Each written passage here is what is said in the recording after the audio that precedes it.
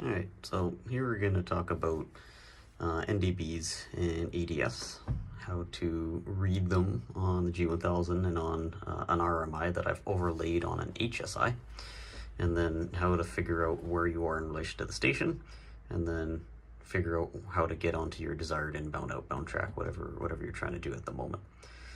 So what I've done here is I've set up an RMI and an HSI, and I've overlaid them on top of each other. And this is a G1000 specific thing. You can't really do that on like just a regular HSI that I know of that's not digital. But on this one you can, and it helps with understanding a little bit. So just like the VOR video, I've set us up for final for runway 35. In this case, we have an imaginary NDB off the threshold of runway 35. And you can see I've set a little bearing pointer right there, and that's just going to point towards the station, just like an RMI or an ADF instrument would. Right, and as I move away from the station, it moves to one side or the other. And now I have to figure out what's the difference between a VOR and an ADF, and then how do we get the same data that we could get off of a VOR, on an ADF instrument. So VORs, they have an OBS setting, which is nice because you can set an inbound, outbound track, whatever you're trying to do. And you have a to from flag, which tells you if your desired inbound, outbound track is going to get you towards or away from the station. Then there's a nice CDI that tells you, hey, well, based on this available information, you're either right or left of track. And you should go either in this direction or in this direction to go back on track or do what you need to do. Now an NDB has none of those. It doesn't have an OBS setting, it does not have a to from flag, and it does not have a CDI. It only has one little arrow that points directly to the station. So how do we infer VOR information from an NDB? Well, the OBS setting is going to be your desired track. And what a lot of people will do, especially on the G1000, is they'll just set up a blank CDI. And this is like a, it doesn't have to be a CDI that doesn't have anything in it like such. It's basically just like a ruler. I could also use my heading bug and it would do the exact same thing, but it's just something to remember what my desired track, either inbound or outbound, is going to be. So in our case, I've set it up for 345, which is the runway heading for runway 35. And that's basically going to be my OBS setting, but not entirely, because just setting a marker on the RMI isn't going to necessarily tell you that much. It just tells you, like, well, in relation to where you want to be, the needle is here, and that's the second piece of information.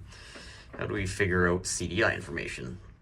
So if I go back to my GPS overlay, so I have basically a GPS VOR configuration set up to track inbound on the 345 track inbound, or the 165 radial inbound, whichever one you choose, as they both mean the same thing. Either way, I set it up so that we have that tracking inbound to the runway threshold, where our imaginary NDB is as well. And what you'll find is when you're tracking inbound, the CDI and the head of the needle move in the same direction. So if I were to go, and I'm right on center line right now for 3.5, as I move slightly left bound, right, the needle, the head of the needle on the RMI, the blue thing, moves to the right, and so does the CDI on the GPS, which is convenient, so I can get a little bit of CDI information that way. And then I'll go back and I'll center it up like that, right? So when the two are lined up, your CDI is centered. So that's kind of sweet.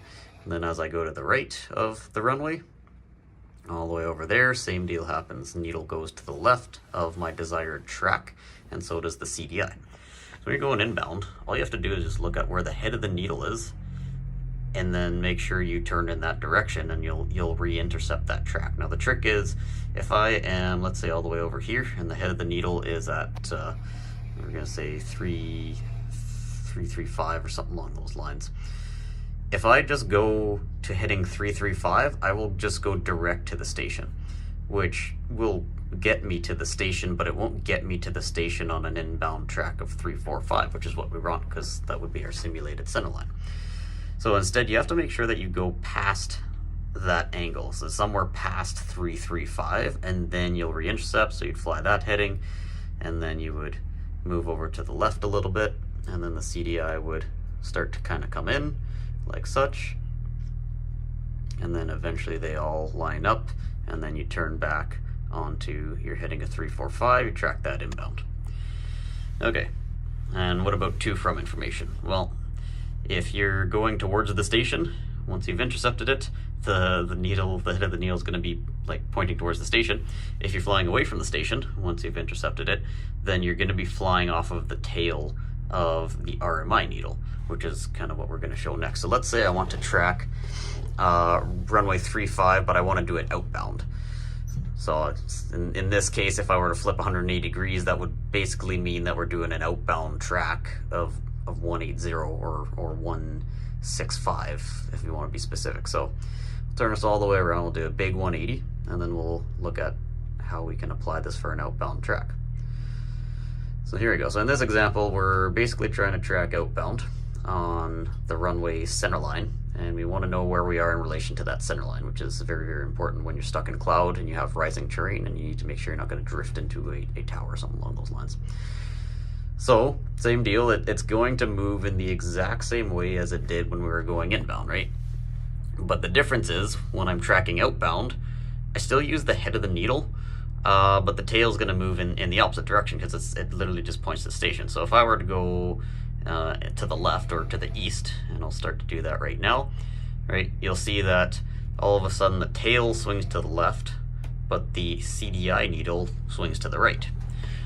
The good news is you don't have to remember which one is which, because all you have to do is just remember where the actual blue bearing pointer is and where the head is, and that's always going to be where your CDI goes. So even though we're tracking it off the tail, if the needle is to the right in this case of your desired, so in our case the desired is 165, it's still on the right side of the HSI or the RMI, then the CDI is inherently to your right.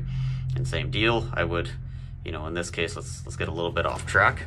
If I wanted to retrack that inbound, I would just make a heading correction that's, again, beyond what this blue one is. So we got about maybe a 10 degree or 15 degree correction that we'd have to make.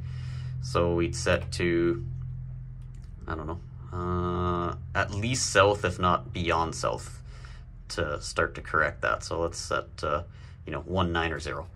So I'll turn my airplane to heading of 190, and then I'll fly that forward for a little bit. And then you'll see that it starts to come in ever so slowly. And then when they both line up, then instead of turning to the head, because I remember we're trying to track this outbound, then I am just going to go and I'm going to turn it to the tail like such. And then I'll just fly that outbound, and then same deal if you're flying outbound and all of a sudden you start to drift one way because of wind like such, CDI moves to the right and so does the head of the needle, so we correct to the right.